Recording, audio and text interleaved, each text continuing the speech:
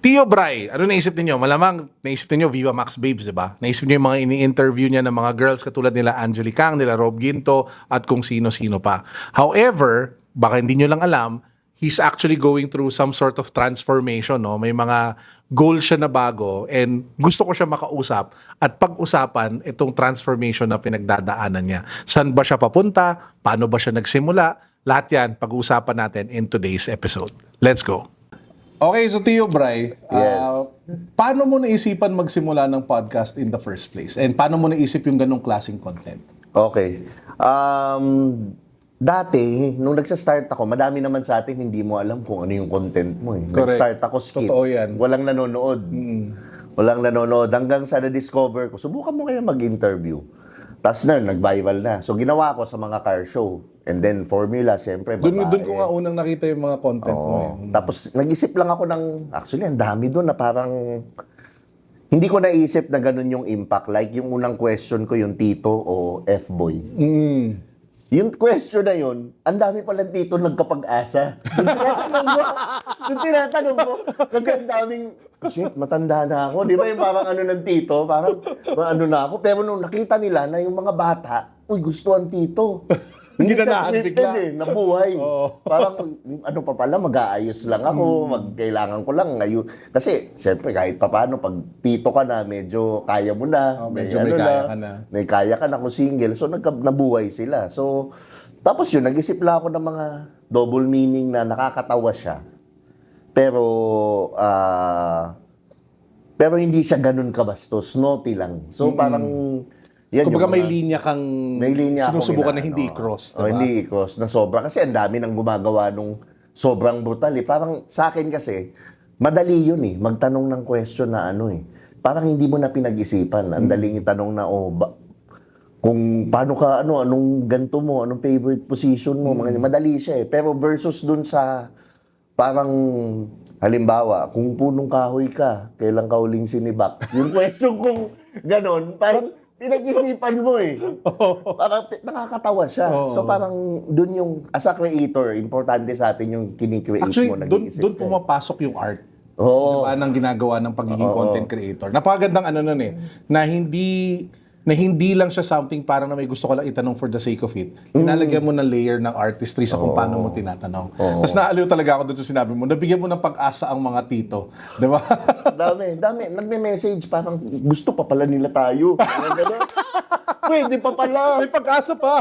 Pag-asa pa. Yun. Diyos ko, baka naman ikaw siya dapat ang i-credit for the resurgence of the mga sugar daddy. Ganun ba? At lahat sila ginanahan at Ibang nagpag-asa. tito sa DOM eh. Iba pa yun. Iba yun. Ano yung pinagkaiba ng dalawa? At tito, hanggang siguro mga 40 plus, ganyan, middle to late, medyo mga siguro 48. Depende sa itsura. Correct. Yan. Pag mga katulad namin yan, pwede. Tinuturo niya si Rai, by the way. Okay, sige. Pero yung 50 plus na, ang laki na ng, talagang umiinom ka na ng gamot na yung medyo DOM Medyo na. tumataas na yun. Tumataas na yun, DOM na yun. Medyo creepy na yun. Creepy vibes. Hindi na siya yung... At least ang 40s ngayon, medyo bagets na. Oo. Yun na pala yun. Speaking of mga tito, kanina pinag-usapan natin, tinanong ko bakit hindi Tito Bray? Baka pwede mo ikwento sandali Okay. Kasi yung, daming, nasabi ko na ata to sa isang podcast. Nag-iisip ako ng name ko noon at that time. Sikat si Ninong Ray. Sikat siya, ako, Bray. Pero, nung nagbabanda ako before, siyempre, bata-bata ka pa, mga 20 plus, nagbibiruan kami na parang nakakababa pag tinatawag kang tiyuhin. Parang tiyuhin mo na yan eh. Parang ganon. So, lahat kami, dun sa banda ko, ang tawagan namin, Tiyo. So, like, for example, si Tiyo Art, Tiyo Josh, ganyan. So, ako, parang sa akin nila sinimulan yun, Tiyo Brian, ganyan. So, naisip ko, parang, Tito Bray. Pero kasi yung tito, sabi ko, hindi tunog pilyo, hindi tunog manyak. Parang sabi ko, bakit kaya hindi ko gamitin yung tawagan namin na Tiyo? And at the same time, kahit yung pinsan din ni Ray, yung putol ni Ray, yun din ang tawagan namin eh. So yun talaga yung tawagan ninyo? So naging gano'n na tapos, ito pa nakakatawa dyan. Sabi ko, pag binaliktad-baliktad mo yung Tiyo, alam mo na yung word na mabubuo mo. Bahala na kayo sa mga nanonood. Ang kulit talaga. Ano? Okay. Diba? So ang hirap mag-switch into serious mode but in all seriousness, nung nagsisimula ka ng content, marami ding sacrifices, 'di ba? Sobra. And parang yun yung hindi nakikita ng mga tao. Kasi feeling ko, lalo na yung mga dati mong content, pag napapanood ng mga tao, siguro inisip nila, wow, sarap naman ng buhay niya, ang gaganda ng mga kausap niya. Tapos, siguro kumikita na to na sobra sa Facebook. Pero di nila alam, di naman talaga nung kalaki kita. No? But ano yung mga pinakamalaking sacrifices na ginawa mo sa personal life mo nung tinatawid mo yung channel mo nung simula? Siguro, yung stable income. Ay, ramdam ko yun. Yung stable income. Kasi galing ako sa trabaho na quincenas 30. Yung utak ko quincenas 30. Hindi ko alam paano maging freelancer. Pero nung nagkaroon ng tanggalan ng pandemic, na yung pala yung akala ko dati, parang, Lord, nag-manifest ako na gusto kong umayos yung kita ko. Tapos biglang, bakit ganito? Tinanggalan mo ako ng trabaho. Ganun pala siya sumagot. Tinanggal niya ako dun sa trabahong maganda, sweldo. As a social media manager, nag-run ako ng ad sa company. Ngayon, looking back, parang blessing pala siya. Kasi yung skill sets na yung nagagamit mo Yung skill sets na yun, nilagay niya ako dito. Pero nung initial, especially 2022 to 2023, as in, sobrang bumalik ako tawag ko nga doon, daig pa ako ng security guard. Parang minsan 13,000 naman, 15,000, kung ano-anong racket lang pinapasok ko para lang maitawid. Hindi nakikita ng mga tao yun, no? Hindi nakikita. Grabe yun. Tsaka ito pa yun. Siyempre, ako noon, 43, 42. So, yung pamilya ko, ang mga pamilya ko, boomer eh. Tatay ko, boomer. Sa kanila, parang, ano ginagawa mo? Tanda-tanda mo na, nagtitiktok ka pa. Di ba? Sa pamilya, parang, Correct, oo. hindi trabaho yan. Hindi yan. Sa kanila, engineer, lawyer, doktor. Pero, hindi trabaho yan ginagawa mo. Puro ka lang kalokohan sa internet. Parang ganun. So, yun ang mabigat, yung stable income tsaka yung lait ng pamilya, tingin ng tao sa'yo. Parang, yun. Kailan umabot sa point na yung pamilya, mas nakita nila at na-realize nila, parang, shit, totoo na pala to? Parang career pala itong ginagawa mo. May punto na yun na naalala mong moment na nangyari yun? Actually, last year. Last year lang? Last year lang. So, tagal-tagal mo na ginagawa. Last year lang? Talagang kinailangan kong, tabi muna kayo dyan, ito ko. Okay. Kailangan ko mag-focus. Yung talagang kailangan kong galingan. Kailangan kong mas maging talagang process siya. Kahit ikaw, alam mo din eh. Process siya. Aralin mo eh. Yung hindi nga tayo marunong tumingin sa camera, inaral natin. Paano yung projection, yung lighting diba? Production, ang dami, lahat yan, inaral ko din. May nagkwento sa akin, and sobrang, ito feeling ko makaka-relate ka, na yung number one supporters mo daw sa simula, hindi daw pamilya at kaibigan. In fact, kung pamilya at kaibigan mo, yan pa ang hihingi ng discount, or yan pa yung para hindi i-questionin yung ginagawa mo. Oh. Pero yung complete strangers, na makikita ka fresh for the first time, baka mas yun pa yung magiging supporters mo. Totoo. Very, very true. Kasi yun yung talagang, yung hindi ka kilala, yun pa yung naniwala sa'yo. Madami ako alam ko yung mga nagko-comments. Ako kilala ko kung sino yung nandun na. Yung mga since the start, no? Since the start, nagko-comment pa rin. So ako, sobrang thankful ako dun sa mga taong yun. Kasi hindi nila alam na minsan yung mga nag-follow sa'yo, hindi nila alam, nabigyan ka rin nila ng pag-asa eh. Nabigyan ka nila ng career, nabigyan ka ng, di ba? Yung titong akala niya, hindi na siya papasa sa mga Gen Z. Pabalik talaga tayo. Pabalik. Diyos ko. Alam mo, kwento ko lang. May isa ako kaibigan, dapat pala wag ako magbigay ng pangalan. No? Sige. May isa ako kaibigan na ganyan, eksakto yung pakiramdam. Kaya natawa ko na yun yung bring up mo. Kasi may napanood siyang video mo na yun nga yung tanong na yun. Tapos kinikwento niya sa akin dati, kung magbihis yun talagang, alam mo yung medyo gamer na ayaw mag-ayos. Pero may kaya, at saka may karir naman. Tapos sabi niya, pag-asa pa pala ako, may napanood akong video. Kaya ka, ayun yun eh. Pero ngayon, may na-meet siyang younger than him. Pero not by much, I think. Basta he's in his 40s. He met someone nung simula mga 20s. Pero eventually, kinasal sila. O diba? So nagkatuluyan. Kasi yun, sa akin yung mga bata ngayon, gusto nila safety, security. Wala yun sa kasing edad nila. Lalo sa... Pero syempre, titingnan mo din kung, again, DOM versus Tito, magkaiba yun. Different kwento. Iba na yung Tito ngayon. Tito is like 40 is the new 30. Tsaka makita mo na yan sa bihes. Paano mag-busy Ray? Siray, di ba? Kala mo, ano lang eh. Gen Z. Anyway, so, siguro mga last year or 2 years ago, mas naging popular yung content mo na nag-interview ka ng mga Viva Max actresses, di ba? So, how did that niche start? And why yung mga Viva Max actress? Nangyari na lang siya, boss eh. Parang unti-unti kinapalang ko yung mukha ko. Lumalapit, nagme-message So, talaga ikaw ako. yung nag-ano sa kanila? Hindi sila yung lumapit sa inyo para ma-promote sila? Oo, unang naging friends ko, si Ava. Oo. And then, from Ava, nag-spread na sa ibang hanggang sa nakikita nila, nai-interview ko na si Ava, nai-interview ko na si ano. So ako ngayon, pag lumapit ako, naging friends ko si Rob, naging friends ko si Angeli, naging ano, nung lumapit ako sa kanila, pero ako lumapit sa kanila for the first time. Hanggang sa yun, pumapayag sila ako, lalo na si Rob. Yan, sobrang thankful ako dyan. Yan, nanonood ka, Rob, thankful ako Parang sa'yo. siya yung nagbukas ng pinto para sa iba. Oh, Rob, si Ava. Yan talaga yung dalawang ano. Pati si Princess Loreto, sikat din sa ano yun eh, sa ano. So sila yung mga parang dahil sa kanila, nakilala ako dun sa ano. Tapos hindi sila nagpabayad. Alam mo yung parang, okay, Talaga? tulong. Oh, ayos Oo. Honestly, ako ngayon, hanggang ngayon, wala pa akong binabayaran na guest. Kasi, yun nga yung ano ko ngayon eh, na pag nangihingi ng TF, tinatanggihan ko na. X na lang kagad. X na lang. Kasi, unfair dun sa mga sikat na na-interview ko na hindi naman nangingi ng kahit na ano sa akin. Correct. Parang ganun. Dun sa mga na-interview mo na yun, ano yung parang pinakamalaking misconception ng mga tao sa mga Viva Max actresses na na-interview mo? Kasi syempre, may ibang tao, iba-iba iniisip eh. Pero ikaw kasi, more than just spending that hour na nakausap mo sila, marami ka na nakausap. And at the same time, nakwento mo nga, medyo kaibigan mo na rin iba sa kanila. Oo. Ano sa tingin mo yung mga misconception ng mga tao sa mga Viva Max artists? Akala nila, yung mga Viva Max artist, easy silang tao. Easy sila. Mael sila. Ano sila. Pero at the end of the day, most of them that I've met is unang-una, broken family, madaming trauma. So that's when it comes in. They don't feel safe. So they had to be the breadwinner of the family. And sobrang kailangan nila ng pera. That's why they have they went into those Kind of content. content and also sa pag-artista na parang ang nakikita nila yun yung stepping stone. So yung parang para sa kanila, entryway yan into Yes. show business.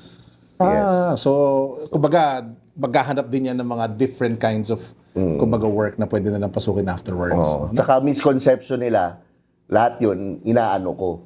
Pero, to be honest, wala talaga. Wala. Oh, alam ni Ryan yan, mabait kami. Yung mga tanong mo kasi minsan talagang... Oo. Pero sobrang kaibigan ko yan, yung mga yan. Actually, last year, sinabi ko yan kina Angeli, kina Rob. Nag-unsubscribe ako. Nag-subscribe ako dan dati, syempre. Di ba? Lalaki tayo. Di ko naman di ba? Ako pa ba? Pero, nung nagiging friends ko na, kasi yun ang pinaka-weird sa akin. Pag friend ko na yung ayoko na. Lahat friends ko na. So, nag-subscribe na ako. Ayoko na yan. Kasi parang, Medyo awkward nakakailang na talaga. Awkward na siya. Medyo So, awkward parang na. ganun. Yung mga tanong na tinatanong mo sa mga ganun, lalo na yung mga may double meaning, cliniclear mo pa ba sa kanila yun? O dun mismo, spontaneous yun? Spontaneous. Kaya natural yung itsura sa mukha nila pag tinatanong mo eh. No? Spontaneous. Walang scripted doon. Kahit naman ngayon, sinasabi nila baka inisip nila may teleprompter. Ako hindi. Ako yung podcast ko, just like you, ginagawa natin yun, authentic conversation siya. So, yun. At least, kukuha mo yung natural na reaction nila, no? So, isang tabi naman natin kumbaga yung era na yon, yung Viva Max content or yung adult content. Ngayon, mas nakikita namin na you've shifted from yung adult-oriented content to more yung parang inspirational, motivational. Yung do you think mo sa YouTube, di ba? So, baka pwede mo naman kwento sa amin yung bakit mo naisip mag-transition? Okay. And simulat sa pool ba, yun yung gusto mong gawin type of content? Or naisip mo na lang as you were creating content? Okay. Well, actually, it's both. 2021, actually, 2022, I undergone a major shift in my life. I went into practicing spirituality. Okay. Spirituality na hindi siya religion, it's a practice. More on meditation, more on and then nagkaroon ako ng awakening. Hindi naman ako bumait. Alam mo yung ganon, hindi yung ganon. Kasi yun ang maling notion eh. Pag spiritual ka, mabait ka, no. natututunan mo lang yung boundaries, natututunan mo lang paano maging mabuting tao, hindi siya mabait. Natututunan mong hindi maging people pleaser. So, sa akin, that was always been the plan. Na mag-transition ako. Kasi idol ko si Joe Rogan, bro. Sobrang idol ko si Joe Rogan. So, parang ako, nandun ako si Joe Rogan, nag-start din sa comedy.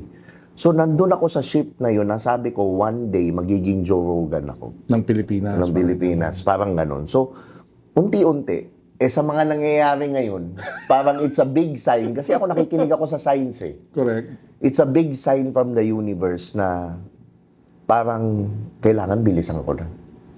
So, and to be honest, hindi lang naman kasi ako hindi alam na ibang tao. Alam ni Ray yun. Siyempre, kaibigan ko si Ray. Hindi lang naman ako bastos na tao. Hindi lang naman kamanya ka ng alam ko sa buhay. It's just a very small part of my life, actually, na dating ganun ako. Actually, si Tio Bray, Joey Marquez ko siya pinattern eh. Bago Joey Marquez Actually, ngayon na sinabi mo, from the line of questioning Oo. to the language used, sobrang swak, no? Talagang very Joey Marquez. Joey Yung medyo bastos pero medyo maginoo pa rin. Oo. Yung hindi yung sobrang kalaswaan lang 100%. Tapos hindi siya nasasampal. Correct. Di ba? Alam mo, ang galing nun ha. Ang Joey ganda nung Marquez. ang ganda nung ang ganda nung pagka-describe mo on the personality na binuo mo. Idol, natatawa kasi yung sa mga movies niya dati pa. So, idol ko yun si Joey Marquez. Kaya baka naman, pwede tayong mag-meet. Actually, maganda yun. Baka pwede i-guest mo siya sa... gusto ko. Gustong-gusto ko talaga. Gustong-gusto ko talaga. Pero you mentioned earlier na you underwent like spiritual awakening 2022 ba yun? 2023? 2021, 2022. What led to that? Kasi usually yung mga ganong moment comes from either a realization or a low. Well, dalawa kasi ang usually ang spiritual awakening ng tao. One is opening of the mind and then breaking of the heart. Sa akin, nangyari parehas. Breaking of the heart kasi jowa. Opening of the mind, siyempre pag alam mo na yung midlife crisis, yun ang tawag mo midlife crisis, ano bang magiging buhay ko? Ano magagawin ko sa buhay? Banda ako dati. Magtatrabaho na lang ba ako? Tapos na ba yung maliligayang araw ko? Parang finished na ba ang career ko pag 40? Ganito na lang ba? Mag-work na lang ako 9 to 5, tutulog and then repeat? So, nagtanong ako ng madaming questions. And then, luckily, nagkaroon ako ng best friend. Nagkaroon ako ng friend na si Nomer Mindmaster. I don't know if you know him. So, nung na-meet ko siya, yun yung inano niya sa akin. Hanggang inintroduce niya sa akin. Hanggang sa... Kasi Catholic ako. Naturally born Catholic ako. Catholic pa rin naman hanggang ngayon. I'm still practicing. Then, nag-try din ako ng maging Christian. Umattend din ako sa Dubai before. Pero ang dami ko pa rin tanong about myself, about God, about ano. And then eventually, nung nag-spirituality ako, nag-practice ako nito, na-realize ko na lahat pala ng tao iisa. Lahat pala ng religion, iisa lang sinasabi. It's just love. So natutunan ko siya. Nung natutunan ko, nasagot lahat ng tanong ko, nakilala ko yung sarili ko, bakit ako ganon, nahil ko yung sarili ko na eto pala yung nangyayari sa akin nun, kaya pala ako ganito, kaya pala ako naging ganon, kaya pala hinahabol mo yung pera, kaya pala hinahabol mo yung success, hinahabol mo yung mga ganito. Ang problema, pag hinahabol mo lahat yan, tumatakbo siya. Hindi mo siya na-attract versus yung beingness mo na maging Kumbaga kusang ka. lalapit na lang sa'yo. Kusa na. Pagandahin mo yung garden mo, lalapit yung mga butterfly, yung mga bees. Ang ganda nun lalapit ang mga butterfly. Oo, yun. So buti naman nadaanan mo yun kasi that set you up for your content creator career the next few years, diba? So, nagsabay sa talaga yung pagkukontent ko ng ganun while being practicing spirit. Alam ng mga friends ko yun. Kaya nga sila parang, pag ang dami nito, mga tao, pag na-meet nila ako sa personal, ang layo ng content mo dun sa kung sino ka. Sabi ko, actually, yung content ko, yun yung manifestation ng dating ako. Tsaka medyo Joey Marquez nga, pinattern ko. Pero kung ako yung tatanungin mo, yung buhay ko ngayon, especially ngayon, sobrang malaki na yung ginrow ko eh. So ako parang ngayon, gusto ko, syempre, I'm sure naman yung mga nanonood sa akin, nag-grow din. So ako ngayon, nandun ako sa point na Gusto parang... mo silang sabayan. Oo, na parang... Mag-grow ako ngayon. Sumabay ka na. Sabay ka sa akin. Sama ka sa akin. Yung ayaw naman mag-grow, wala na akong magagawa. Pero ako gusto kong mag-grow. Gusto kong mag-evolve. And it's about time na last year, kasi ang dami nangyari, na na-realize ko na ito pala yung power ng content creation. Na okay, ginagamit ko tong voice na to sa ganito, sa kalukuhan, sa ano, bakit hindi kaya gamitin ko sa tama? Na mas malaki pa yung, kasi ito na nga, kalukuhan na nga yung ginagawa ko, pero may impact sa confidence ng tao. Correct. What if gumawa ako ng isang ano na talagang would make an impact sa mas maraming tao? So yun yung nakita ko na parang it's time na mag-major shift, Hindi ko naman nititigil yung Tio Bry podcast, still the same formula, andyan yung ano, pero siguro ile-lessen ko na yung talagang sinasabi nilang bastos. It's more of, at the end of the day, makikilala mo na, which is yun naman ang gusto kong gawin, na tipong ang, sorry for the word, parang gusto kong mangyari dun sa Tio Bry podcast is, oy, ito yung mga pinagpapantasyahan nyo. Tao sila. Ito yung pinagdaanan nila. Ito yung ano nila. So, wag nyo silang i-judge. Yun naman yung message na gusto kong mangyari. It's just that, para panoorin nila yun, kailangan kong tanungin yun. Tanungin yung mga bagay na yun para panoorin nila. Para sa makuha yung language attention nila. Makuha yung attention nila. Kasi yun ang content creation eh. Attention eh. Pag hindi mo nakuha yung attention nila, hindi sila manonood. Hindi nila sa'yo. papanood din yung entire episode. May mga nakikilala nga ako eh na si Angry Doc, ewan ko kung kilala mo si Angry Doc, ang bait-bait nun sa personal. Pero ang bait niya daw kasi dati, walang pumapansin sa kanya. Ngayon naging coops siya, pinapansin na siya. Pero minsan, kailangan eh. I mean, ikaw nga, buti nga, ikaw na-balance mo eh. Well, dyan misis ko, papatayin niya ako pag masyado. Hindi, pero kasi ang ganda ng content mo, even from the start, wholesome ka na, may laman, buo, ano. Pero not everybody has that luxury. So ako, kailangan ko rin. Pero walang maling path. Lahat tayo dumaan sa May tamang kanya-kanya. path eh. Actually, maganda yung sinabi mo kanina na ano eh, yung healing and rediscovering. Kasi parang at the end of the day, sabi nga nila, diba, faith is a personal journey. Oo. And that journey brings you a lot of places and allows you to discover talaga sino ka and sino ka sa mata ng Diyos, parang gano'n, 'di ba? So maganda na lahat kanya-kanya tayo may dinadaan ng gano'n sa buhay. And eventually, hopefully, alam mo 'yun, may mapuntahan tayong maganda. Basta may konting faith lang tsaka tiwala. Now, you mentioned kanina na parang you're pivoting into this type of content that's a little bit more serious, na yung tone is that you want to kumbaga make an impact more sa mga tao. And dito sa bagong type of content na to, sino yung tina-target mo? Is it the same people, yung mga tito tsaka mga lalaki, or ano na yung style? Kumbaga sa mga hindi pa nakakapanood ng bagong content mo, baka Okay. introduce mo ano na yung bago mong gustong gagawin. Basically, self-help siya eh. It's for everybody. Pwede sa babae, pwede sa lalaki. Pero apparently, sa audience ko, madaming audience na ayaw nila sa akin. Pero nung napanood nila yun, dapat itong ginagawa mo, itigil mo na yung kabila. Parang sa loob-loob ko naman, hindi ganun kadaling itigil yung kabila. Correct. Kasi alam naman natin, di ba, financially, meron pa rin nakakatulong yun eh. May tamang process kasi talaga ng unti-unti na ano. So, self-help siya. Andun yung spirituality, andun yung business.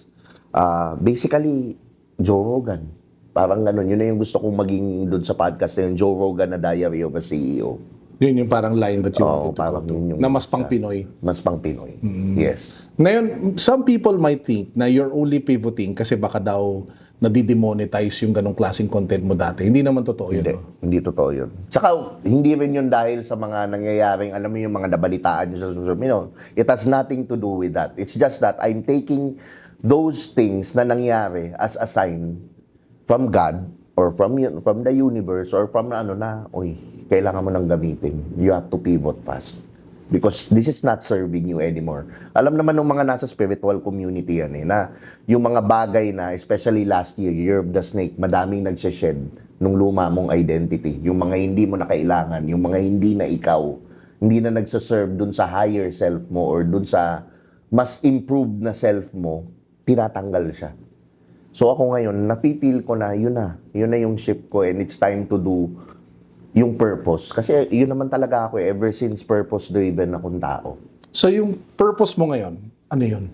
Ang purpose ko ngayon is definitely makatulong sa tao in a sense na mabigyan ng pag-asa, ma-educate sila, ma-realize nila na they deserve so much better in life rather than settling for this kind of life where they can be so much better. Na yung life na full of love, life na abundant. Pwedeng lahat eh. Tsaka better government. Anyway, sorry. Sa akin yun, sa akin yun, sa akin yun. Siyempre talaga Pero siningin. totoo. Better Pero gas totoo. prices. Alam mo Oo, yun. Wala pero lang. totoo. Pero totoo. Totoo yun. Totoo Feeling ko naman. kasi people should have a higher standard for everything. To your point yung problema natin dito sa Pilipinas, ang baba ng standards natin sa lahat ng bagay. Ang baba ng standards natin sa, di ba kayo sabi nila yung fallacy of resilience, yung Filipino resilience na parang kahit anong problema dumarating, okay lang si Pinoy, tatawa-tawa lang. Pero para sa akin kasi, resilience, ano yung sabi ni Kat doon sa isang episode natin, resilience means bouncing back. It means na you learn from your mistakes and become better and set higher standards. Ang problema dito sa Pilipinas or sa Pilipino, karamihan ng mga Pilipino, yung standards mababa. 'Di ba? So, katulad na sinabi mo, maganda rin yun na dapat itaas nila standards nila, kundi lang para sa kanila, kundi rin para sa okay. Tsaka nagrarant na ako. Tsaka yung, isa pang sa Pilipino, ayoko yung gino-glorify nila yung kahirapan. Ay, sinabi mo pa. Na, pag mahirap ako, mabuti akong tao, Fernando po versus Paquito Diaz. Alam mo yung ganong, di ba? Yun hindi eh. Yung mga bagets, hindi nakilala yung dalawa nating sinabi. No? Hindi na. Pero Sabihin rest na in natin peace. Si, di ba? Laging ang mayaman, sindikato. Hindi totoo yun eh. Correct. Totoo, no? Hindi sa totoo. Ako, dami ko nakakasama ngayon na they're the nicest people, kindest people, mayayaman. Giving. Wala nga silang pakialam sa status mo. Correct. Basta nakita nila, ano yung sabi nila, yung a person who earns more than you, parang will not question, di ba, parang, yung kung magkano pinagkakitaan mo ngayon? Or if you're trying to make money, hindi ka nila, they won't look down on you. Oo. Di ba, parang ganon. So, ganun feeling ko yung karamihan ng mga tao who have progressed in life, di ba? Tama Kaya yan. magandang kuwanan sila ng inspirasyon. Tsaka standards na buhay. Na, gustuin mo naman magkaroon ng bahay, gustuin mo naman, walang masama doon eh. Magkakotse, di ba? So, yun yung type of content na makikita nila doon sa bagong Marirealize nila yung tipong yung deserve mo. Pero quick question naman, paano naman yung mga tao na na hindi sanay sa ganung klaseng content na fans mo? Hindi ba sila nagko-comment na masyado ka na seryoso o masyado ng boring kumpara doon sa dati? Well, how do you handle fans like those? Sa akin, yun nga, sinabi ko na sa podcast na to, na parang I'm growing. Sumama ka na. Correct. Grow tayo together. Kasi, hindi naman pwedeng habang buhay kalokohan.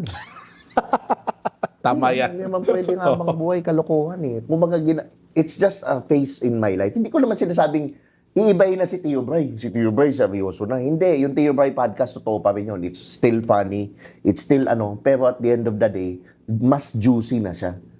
'Di ba? Hindi lang sa juicing iniisip niya ng mga gusto niya, 'di ba? Pero yun, saka hiwalay naman ng subscribers siya eh. Magkaiba ng market ito, they're really into the self-development.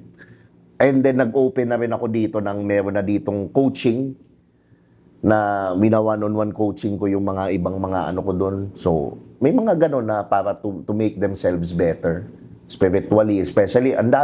Ito pa yung na-discover ko, ang daming tao, may mga clients ako na sobrang yaman na nila, lahat meron sila, pero they feel empty. So, doon ko napatunayan talagang hindi pera eh. Yung kaluluwa mo, yung beingness mo, yung pagiging complete mo as tao, yun yung nagmamatter. And then, pag meron ka nun, and then you have money, much better. Versus you having the money, pero ikaw, tanggalin yung yaman. Ang dami ko napapaiyak nun, na coaching client, tanggalin ko lahat ng yaman mo, sino ka? Yung tanong lang na yun, ang lalim na yun, mapapaisip ka talaga. Naiiyak sila. And then they realize, it's all money that I have. Pero yung pagkatao ko, wasak. Ang lalim nun. Grabe. Diba? So, pwede pala to self-help coach talaga. Baka yun talaga yung totoo mong calling. Yun nga eh. Diba? Actually, nandun eh. Nandun na. Kasi yun naman talaga yung gusto kong gawin ever since nagsa-start. It's just that may one friend ako na, motivational. Nung gusto Alam mo yung sinabi ko yung kaibigan talaga yung Oo. diba? May kaibigan ako. May kaibigan ka talaga magsasabi, whoosh, kaya mo ba yun? Motivational? Ang gago-gago mo. Yung katawan taduhan mo, gawin mo. O, Tony, shout out. Talaga binanggit ko sino siya, no? Pero hindi naman ako nagsisisi kasi it took me where I am right now. Oo, kasi sabi nga, di ba, yung career natin really is a journey. Oo. Di ba? So sabihin natin, that's where you wanna go, yung coaching, self-development. Are there any like training or development courses na kinukuha mo para ma-equip ka more? Yes. Unang-una, ever since naman, kahit nung 2023 pa lang, meron na akong mentor, si Coach Russ Suson, yun. Sobrang nami-mentoran din niya ako. Tapos at the same time, nag-aaral din ako Gusto ko online. maging guest yun. Napapanood ko content nun eh. Okay, hook up Sobrang galing ng content nun, nakakatuwa. Hook up kita. Sobrang So siya yung nagtuturo sa'yo, tsaka nag-mentor sa'yo. May mentor sa akin.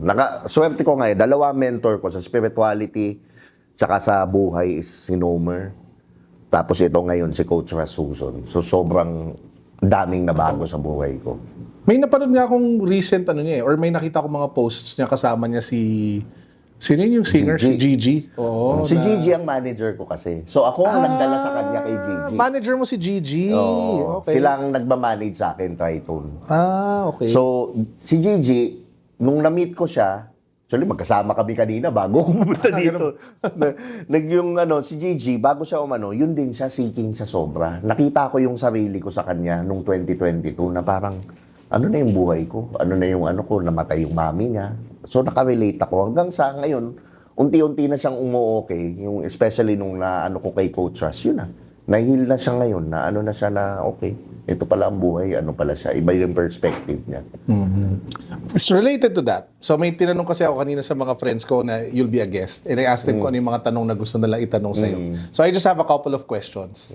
So yung isa dito, kung tanggalin ko daw ang internet, ano daw ang magiging career mo or ano magiging buhay mo? Kung walang internet. Kung walang internet, siguro ngayon, basing ngayon, siguro magkakaroon ako ng biohacking farm. What? Yun ang gusto ko. Yun ang gusto ko. Na-mind blown ako doon. Tapos doon ako yun naman ang plano ko in the long run. I'm starting to manifest it right now. Magkaroon ako ng farm na alternative medicine, healing, for retreats, spiritual retreats, mindfulness, and yun ang gusto ko. I'm so genuinely fascinated with the character development na dinadaanan mo. Diba? Kasi lalo na feeling ko yung marami nanonood na nakilala ka sa content na yun nga yung medyo mas bastos. Tapos to see where you want to go, what you're building, what your aspirations are, kita-kita mo talaga may talon no? Talagang may growth. And ang ganda ng invitation mo sa mga tao na sabayan ka nila. Diba? Kasi actually, yung spirituality, para sa akin, hindi naman, tingin ko kaya ako pumutok sa content, hindi rin dahil magaling akong creator Alam ni Ryan yan, paano ako gumrind dati pa lang sa banda, sa same Pero bakit hindi ako tumatagos? Is because wasak yung loob ko. And at that time, yung ego ko din malaki. So, nung nahil ko yung sarili ko through spirituality, nakilala ko si God, mas naging close ako kay Creator, and then this happened. So, doon ko binibigay lahat ng nangyayari sa aking success ngayon. It's because of spirituality, it's because of healing, it's because of knowing myself more, loving myself more. Ang seryoso ng sagot niya, pero yung next question, medyo Sige, go. Favorite Viva Max guest mo daw? Favorite Viva Max guest ko? Sa akin, NY daw. Yan yung NY. Favorite Viva Max guest? Hirap yan, Sa akin, si Rob. Si Rob pa din. Kasi si Rob, hindi siya takot pakita kung sino siya So, actually, kita yun sa episode, no? Talagang, interesting siya talagang, talagang sakay siya. Wala siyang pakibala kayo. Mulong sabihin nyo. So, ako si Rob. Rob Ginto. Next question. Ano daw yung type na babae ni Tio Bray? Magkaiba. Ang type ko na babae dati, alam ni Ryan yan. Dating alam niya rin yung, Ryan Icatar. Yan, shout out sa Ryan Icatar. Jerome Icatar Baka mamaya yung mga tanong ko, ano yung mga sikreto ni Ryan na pwede mo ilaglag. Ay, feeling ko yun yung next alam question. Niya yan. Hindi, dati siyempre, maganda, sexy, Pero ngayon, gusto kong babae. Dami rin nagtatanong sa akin, bakit wala kang jowa sa Viva Max? Bakit? Pag nag-grow ka kasi, hindi naman sa minamaliit ko, hindi naman si yung preference mo nag-iiba pag nag-grow ka as a person. Ako ngayon, ang gusto kong babae, siyempre, maganda pa rin, sexy. Wala namang masama doon kasi visual naman ang lalaki. Pero the bigger picture is, would she give me peace? Would she give me peace? Would she give me yung magandang home? Would she feel like home? Yun yung sa akin na ano. Sana mahanap mo yung magbibigay sa'yo nun. Oh, Sooner than meron later. Meron yan. Oh, Sure nandyan ako. lang yan, nag-aabang. Nag-aabang. Paglabas mo dyan, malay mo, nandyan na. Di ba? We'll see. paglabas ka agad eh, no? Okay, next question. Meron ka ba daw guest na hindi mo nagustuhan na pumasok sa podcast mo? Parang ganun. Or any guest na siguro negative experience? Parang yun siguro yung basis ng question. Meron, hindi ko siya na-interview, pero sobrang bad experience. Kahit wag mo na lang pangalanan. Oo, pero hindi kwento ko mo yun. papangalalanan. Honestly, lahat na naging guest ko, naging kaibigan ko, lumabas yan ng studio na masaya, na ganyan, madaming natutunan. Pero meron ako isang guest dapat dati, nag-i-guest ko siya.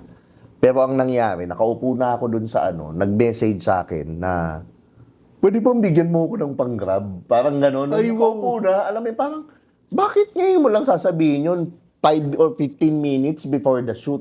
Parang ganun, okay lang naman sa akin. Pero na-bad trip ako, hindi ko na pinatuloy. Nung hindi ko na siya pinatuloy, grabe. Nagpo-post online, nagbe-message sa mga group nilang mga model, tapos kung sino-sinong na nagpupunta pa daw ng Tulfo. Nagpakita siya. Ipapatulfo ka dahil hindi ka Oo. nagbigay ng pang-grab? Na-defamation daw ako. Ha? Ganyan. Malala, bro. Malala. So ako, hindi ko na lang Piliin pinansin. natin, guest natin. Baka mapahawak tayo dito. Ang lala, di ba? Yun ang Oo, Diyos ko. Oo. So, yun. Grabe. So, inayaan ko na. Alala. On the flip side naman, sino naman daw yung pinaka-favorite guest that you've ever had sa buong karan ng podcast? Favorite guest siyempre, Tio Bray ito, babae ang gusto nila. Okay, favorite guest ko sa akin si Isabel De Leon, si Duday. Kasi sobrang talino niya. Isabel, shout out sa'yo. Sobrang talino, sobrang outspoken, yung audience madaming natutunan sa kanya. So, yun. Yun yung favorite mo. Favorite kong guest. Tapos, last na question, hindi ka ba daw nasistress sa nangyayari sa Pilipinas right now? You don't have to lean politically. Oh, but yeah. general lang. Nasa stress, syempre. Pero, hinuhuli ko yung sarili ko. Because instead of the stress, I focus on the positives. Kasi, pag nagpakain ka dun sa stress, mahihirapan ka, ma-attack mo sa buhay mo. More stress, more reasons why not. Doon ako nagpo-focus ako sa the world is shifting right now. The world is moving, Oo, may nawawalan ng madaming trabaho, pero may mga bagong trabaho, bagong opportunities. And alam ko ibibigay sa akin ni God to. Nagtitiwala ako na hindi niya ako pababayaan. Kasi kung titingnan mo naman, bro, lahat tayo, never naman tayo napabayaan eh. Correct. May mga ibang tao na, sige, maaari ng pero kung titingnan mo, hindi ka naman niya pinabayaan eh. It's just that you chose to look. Kung kasi sa akin, naniniwala ko, energy flows where the focus goes. If you focus on luck, if you focus na crisis, if you focus sa taas ng gasolina, then you will attract more of it. But if you focus on the world is changing, I just have to attract the right opportunities, be in tune, tingnan, mag-aral, i-develop yung sarili ko, imposibleng. Kumbaga, have a growth mindset. Exactly. The world is changing. Yun AI na. Currency, nagbabago. Na-expose na sila. Correct. So yun kasi hindi na nag-work yung old system. Nasisira na yung old system. Ito na yung time ng bagong mundo na pwedeng lahat tayo maging abundant. Exciting times ahead nga to to be honest And siguro on that note, if you were to give a tip to, sabihin natin na 30-year-old guy na medyo stuck in a rut, na hindi niya alam yung kumbaga pinagagawa niya, yung may trabaho, pumapasok, pero alam mo yung may kulang sa buhay, hindi niya alam yung hinahanap niya, ano yung pwede mong ibigay na advice sa kanya? Sa akin, kilalanin mo yung sarili mo. Tingnan mo yung habits na ginagawa mo araw-araw. Number one habit na sobrang kahit hindi ka na magpa-coaching, hindi ka na mag-meditate ka 1 hour every day. Gawin mo lang yun araw-araw pagkagising mo. may realize mo, ang gulo pala ng utak ko. Wala pala akong problema. Yung utak ko lang pala gumugulo sa akin. Na it's just that hindi ako grounded, hindi ako centered, hindi ako, no. Spend time, bawasan mo yung phone, 1 hour lang. Pagising mo, huwag kang mag-phone, mag-meditate ka. Ipikit mo yung mata mo, hayaan mo, and do nothing. Doon mo marirealize yun. And then, pangalawa, magpa-araw ka, mag-walking ka. Importante yun, mag-exercise ka. So, gawin mo lang yun, without even thinking, magugulat ka na lang, na-attract mo yung mga opportunities, yung mind mo, klaro, yung ano mo. Hindi ko rin alam paano ko na-attract. Building the right habits. Oh, building the right habits. Tingnan mo yung habits mo. Kasi yun ang kontrolado mo. Hindi mo naman kontrolado ekonomiya. Hindi mo kontrolado ang gas prices. Hindi mo rin kontrolado. Ang kontrolado mo, yung mental state mo. And then, so, take care of your mental state. And then, you'll start to figure out what to do. Kasi unti-unti yan ma-attract. Kasi mas nabubuo ka sa person. Mabubuo ka. Napakaganda. Tsaka tingnan mo yung ano. Just practice saying yes if it feels right. Kahit na sinasabi nilang hindi, say yes to it. And also, huwag mong tingnan lagi yung pera. Kasi yung mga tao, ginogol nila pera eh. Gusto ko mag-content. Why? Because pera. Wala namang masama nun. Pero kasi pera is, sa akin, hindi siya ginogol. It's a result of developing yourself, developing your value that you can give to the world, and also your relationships with other people. Diba? Paano ka magkakapera kung ang relationships mo wasak? Health mo wasak? Mindset mo wasak? Bago ka yumaman, kailangan mayaman ka muna dito bago ka maging mayaman sa physical plane eh. Diba? Kung scammer ka, paano ka yayaman? Correct. Nalalamang ka ng kapwa. Diba? Nalalamang kang kapwa. Alam mo na, di ba? May mga isang grupong malaking scammer. Correct. Ayoko nang pumunta dun. Ano na yan? For a further episode. Further episode na. Pero yun. Di ba? But you know what? Maraming salamat. You've thank you, shared a Carlo. lot of things. And I'm 100% sure maraming manonood nito. Kasi baka, di pa naman lahat kilala tong side mo eh. Diba? And hopefully thank mas you. makilala nila kasi I feel like na yung road that you're going on right now, I think will lead to far bigger and greater things for you. Thank And hopefully tuloy-tuloy ka lang dyan. Thank you. Maraming salamat, brother. Appreciate spending your time with us. Inspiration ka rin sa akin, bro. Kasi nung pandemic, nanonood din ako Dahil na sa'yo. pandemic, nagbubukas ako sapatos. Oo, nanonood din ako sa'yo na ang galing mo sabi ko, one day magiging ganyan din. Oh, wow. Content create. Alam niyo Ryan yun. Nung nagsa-start ako, magka-chat kami lagi niyan. Ano pong content ko? Hindi ko pa alam. So, nakikita ko kayo yan. Ito si Ryan, ang daming subscribers niyan. Nung nakikita ko, paano ang dami nanonood kay Ryan nun? Yun eh. Na-inspire lang ako. Yan, sa'yo, dami. Ngayon, nagugulat ako. Grabe to, no? Isipin mo ngayon, kasama na kita, pinapanood kita dati. Si Kuya Kim. Si Kuya Kim, yun ang lagi pag napapanood ko yung podcast namin, kinikilabutan ako araw-araw. Paano ako? Oo nga. Paano nangyari to? Well, Grabe si God. to your point, sometimes you just have to open yourself up and the opportunities will come. Yes. Diba? And I'm sure more opportunities will come your way. Basta tuloy-tuloy lang yan. Okay? Thank you, brother. Maraming salamat. Thank you. Okay.